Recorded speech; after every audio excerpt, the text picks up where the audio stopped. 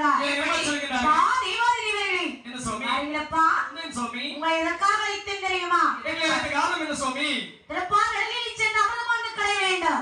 எந்த ஒரு பிறந்தாலும் சரிதான், என்னிடத்தையும் கொண்டு வந்து தர வேண்டும் அப்பா.